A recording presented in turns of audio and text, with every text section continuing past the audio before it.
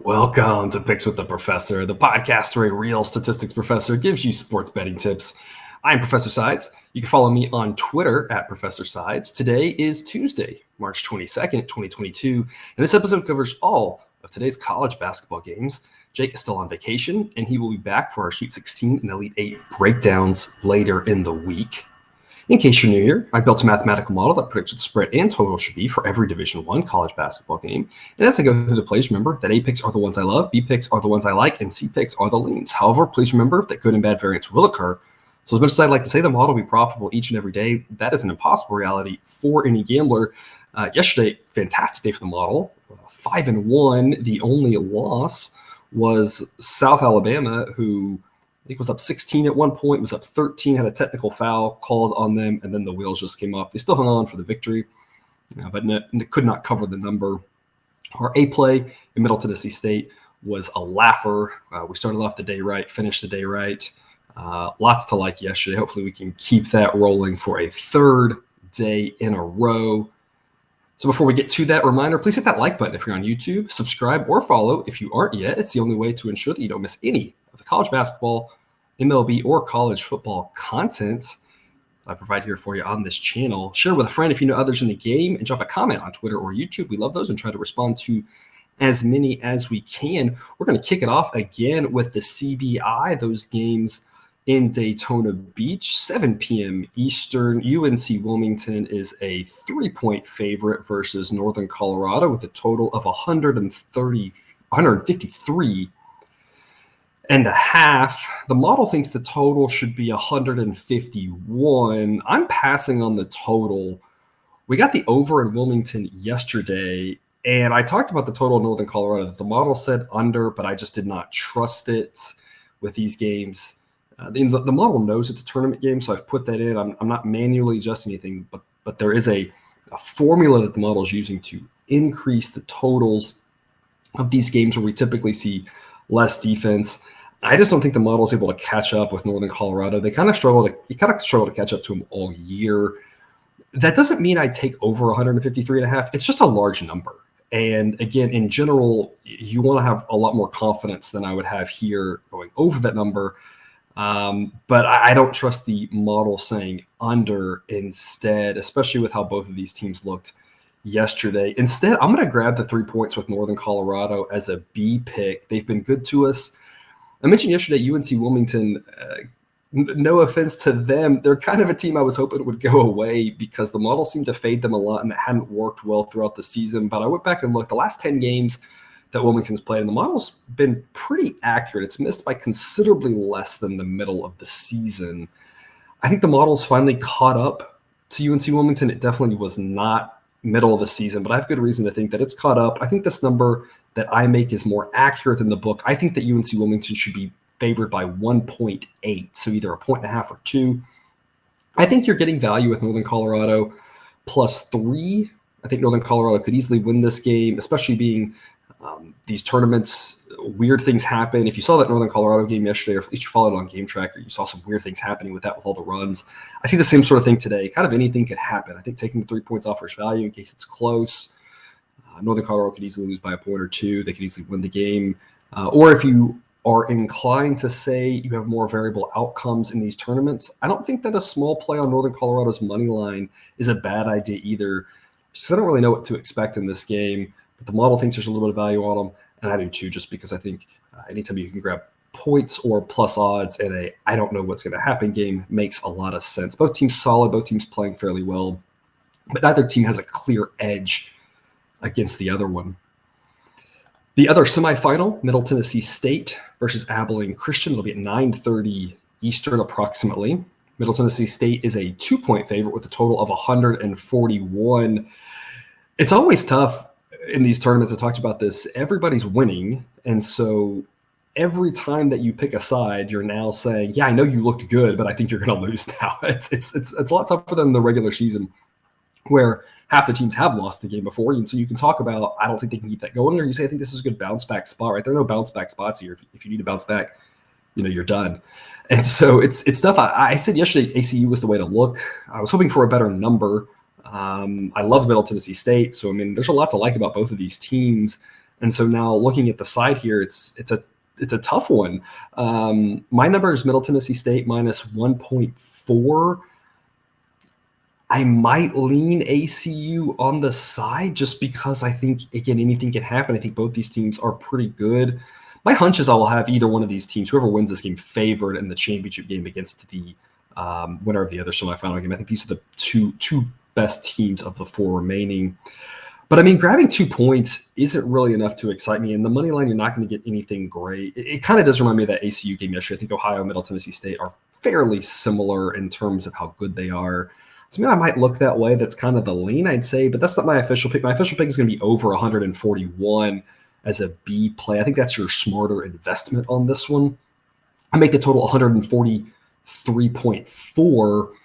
ACU plays a lot faster than Boston does. I trust them to score more than 46 points. We know Middle Tennessee State can score. And again, I mentioned this yesterday, that ACU, there's still kind of this narrative of playing slower and having good defense carry over from last year. And that's not what this team is. This team plays fast, and they have a better offense than they do defense. And you saw that last night in their game. I see tonight being very similar to the Ohio Abilene Christian game yesterday.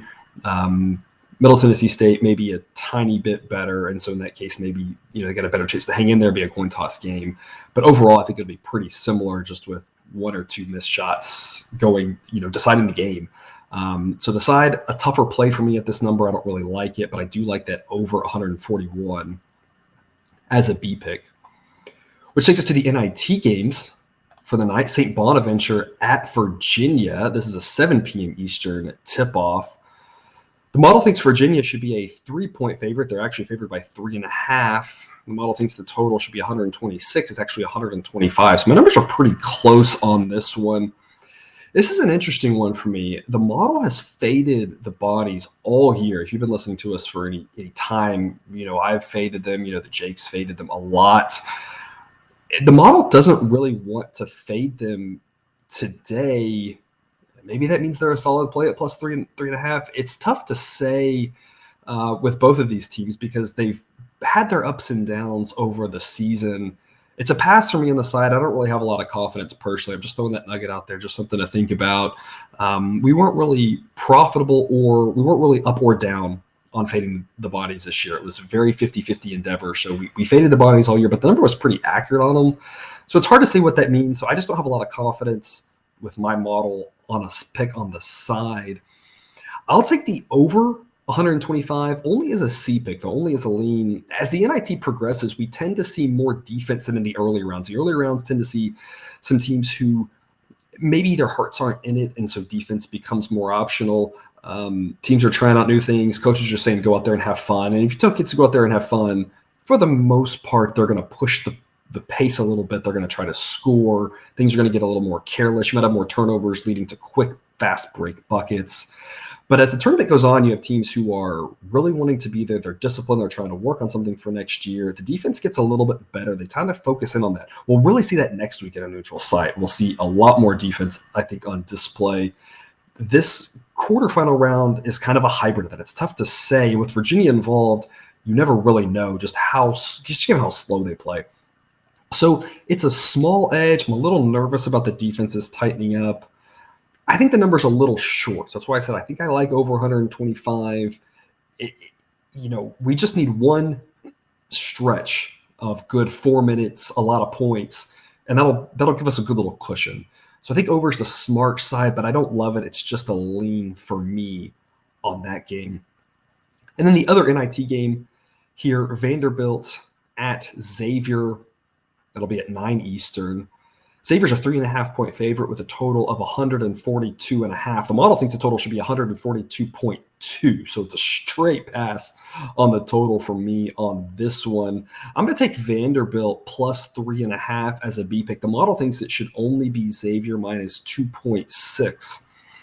Xavier is a tough place to play, but I think Vanderbilt is about even with them overall. And if you consider the recent play, and I do understand that Xavier has won in this tournament to get here, but I think if we only look back 2 games of any window, we're really missing how a team is playing.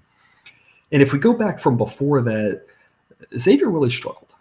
And they really struggled, at least compared to how good they looked early in the season. Vanderbilt, you could say, has struggled at the end of the year, but Vanderbilt was kind of up and down all season. They didn't really ever have a stretch where they looked fantastic, and they never really had a stretch where they looked worse than usual, whereas Xavier's the other way around. So if I look at the overall season metrics, I think these two teams are pretty equal. But if you consider the recent play, I give Vanderbilt a slight edge. Either way, it's hard to you're not going to convince me that home court in the NIT is worth 3.5 points. This year saw the worst home court advantage ever. And so if you said Xavier minus 2.5, I think that's easier to buy. Again, the model thinks 2.6. I personally think Xavier minus 2 is probably the right number here.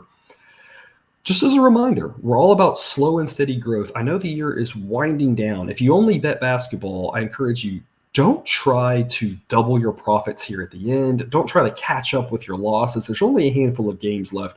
We want to continue the same good practices that we had all season. Slow and steady wins the race. Slow and steady, strong bankroll growth. I think there's value here, and that's what we're going to do. We did it at the very beginning of the season. We're going to do it now. We're going to continue to take value and say over the long run, that's going to be profitable. There's value here in this number at plus 3.5. So I think take Vanderbilt and grab the points. It should be a tight game. Anybody can win. And so I think that's your smart investment there. Which brings us to our last game of the day, the college basketball classic. I think that's what it's called. Again, they seem to change the name of that every year. 9 p.m. Eastern, Southern Utah at UTEP. UTEP is a 4.5-point favorite with a total of 143. The model thinks the total should be 145.4. So over might not be a bad look, but I love taking Southern UTEP and grabbing those 4.5 points. It's an A play for me. I think Southern Utah has a good chance to win this outright. As bad as Southern Utah is at defense, they're that good on offense. Both these teams are very average. This should be a toss-up game just with regards to how good these teams are. So UTEP minus 4.5 makes zero sense to me. I also can't see much of a home court in El Paso. It's a little bit opposite of what we talked about with Xavier. At least Xavier is a tough place to play, and I don't know if the students will show up for an NIT game that's variable across the country. I've seen some NIT atmospheres get pretty intense, others maybe not so much. It depends. My hunch is Xavier will have a decent crowd there tonight, but at UTEP in general, they don't have great crowds. I can't see them getting up for an NIT game, especially for a tournament that is one of your lower ones. I'm not even sure. I'm not sure if it's lower than the CBI or not. Both of them are kind of afterthoughts. I think there's a lot of value here in plus 4.5. My model thinks this should be UTEP minus 2. Honestly, UTEP minus 1, I think, probably makes a lot more sense because I'm just not sure you can give it the normal home court advantage. I doubt there's a lot of people there. I think you want to grab those points. I love this play. I think maybe even sprinkle a little bit on the money line. I think Southern Utah has a really good chance to win outright. And so again, as I just talked about in the last game, we're all about good value. Don't put 5 units on Southern Utah money line, right? But a little bit on that money line makes a lot of sense because if you play this game 10 times, I think Southern Utah wins it, probably 5 of them. And so at that point, getting those plus odds makes a lot of sense. So hopefully we'll close out the day there strong with that A pick. And that's all we've got for you today. Thanks for tuning in to another episode of Picks with the Professor. A reminder, check out the Google Sheet that is linked on the website that has full predictions. I gave them all to you today, but in case you had a hard time hearing all of those, right, it's all listed for you in the sheet, as long as predictions from other models as well. That website, again, www.pickswiththeprofessor.com. If you haven't done so yet, click that subscribe button to ensure all of the best sports betting content right here dropped into your feed. I will see you tomorrow. Until then, remember, you need your betting money. Please don't bet your eating money.